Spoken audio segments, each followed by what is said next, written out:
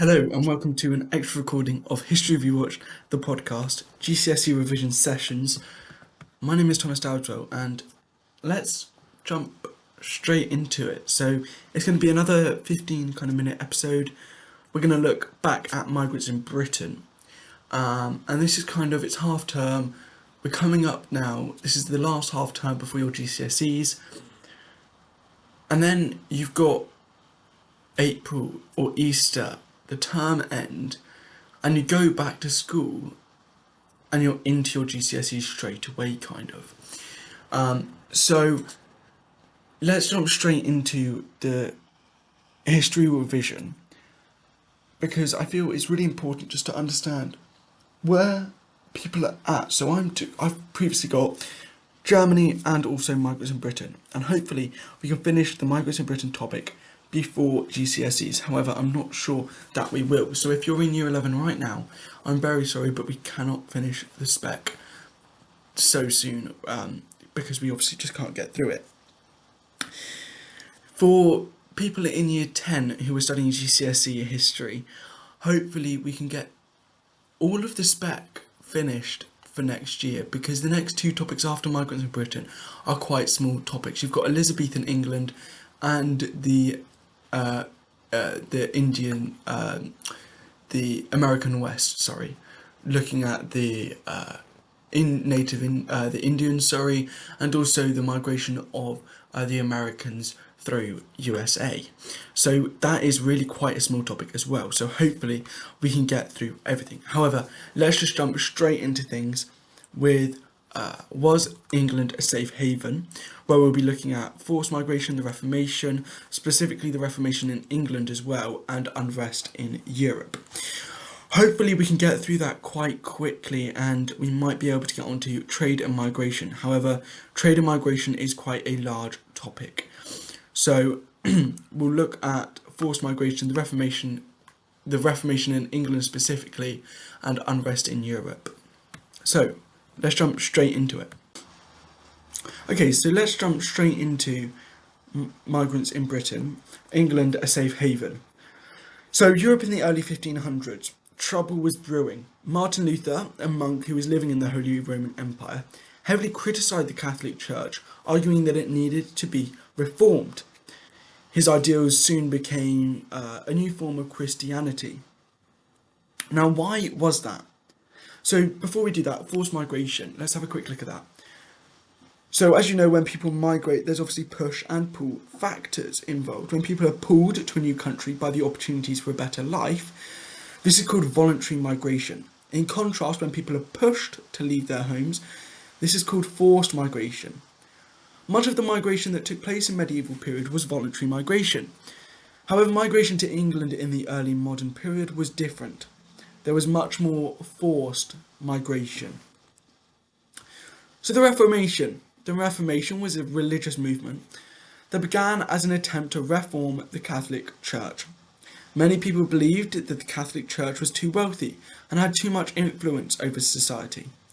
In 1517, Martin Luther wrote out a long list of criticisms of the Catholic Church called the 95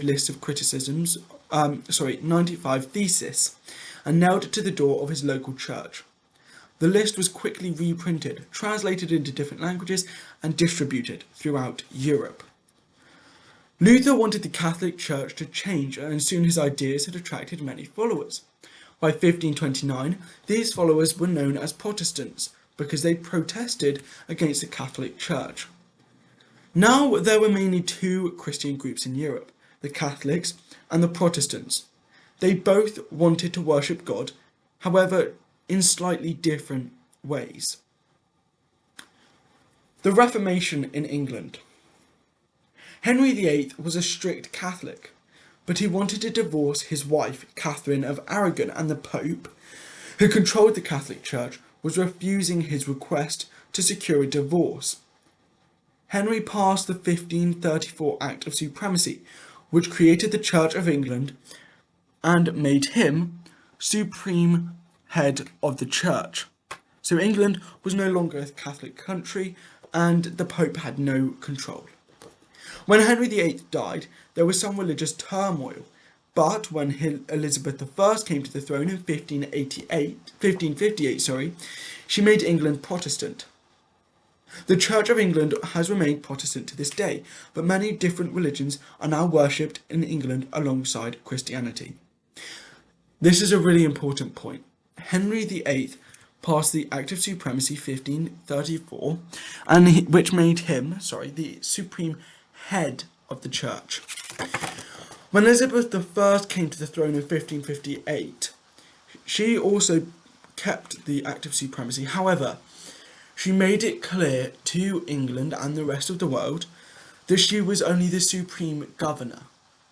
Now, this did not change anything with the Pope's authority. He still had no authority.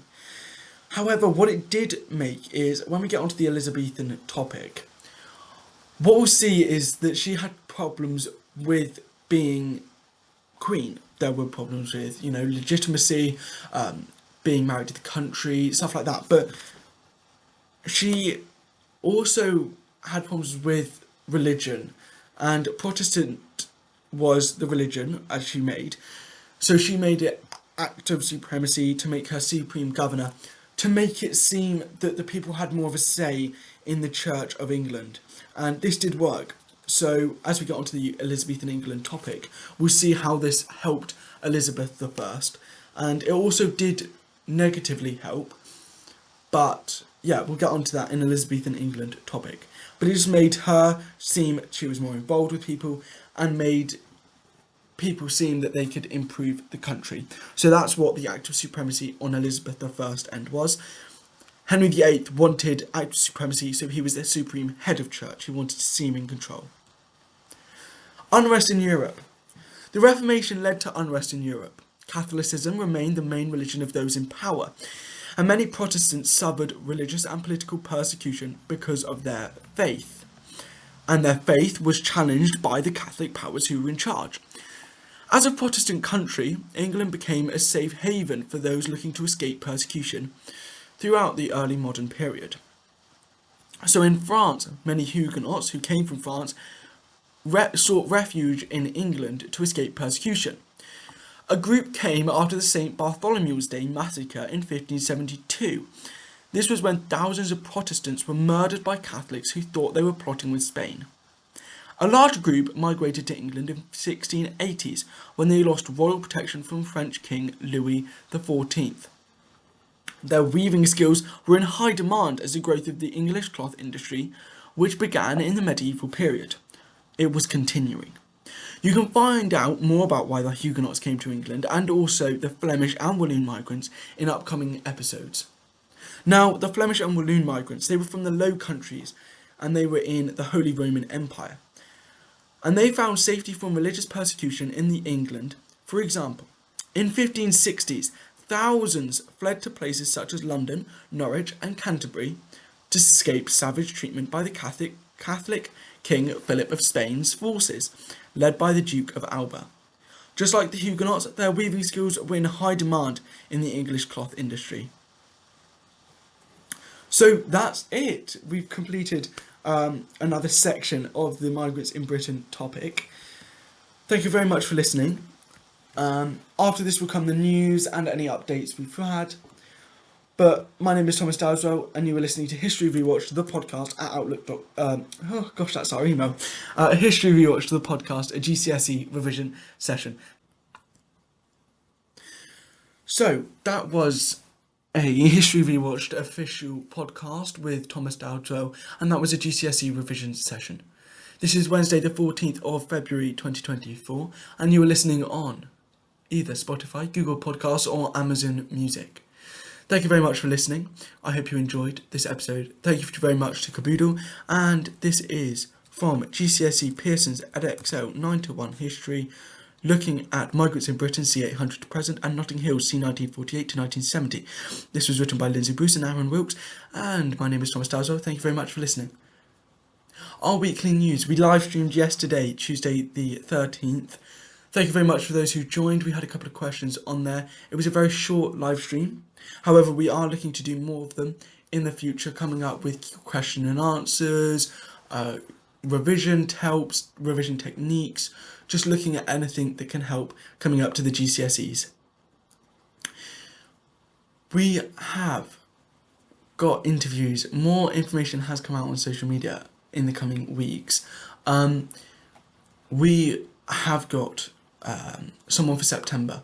If you've got any other contributors to history or who you want to would really like to hear from, drop us an email at historyrewatched.thepodcast@outlook.com and we will get in touch with that person. Our social medias, our Instagram and TikTok are official_history_rewatched. Our Facebook group is History Rewatched.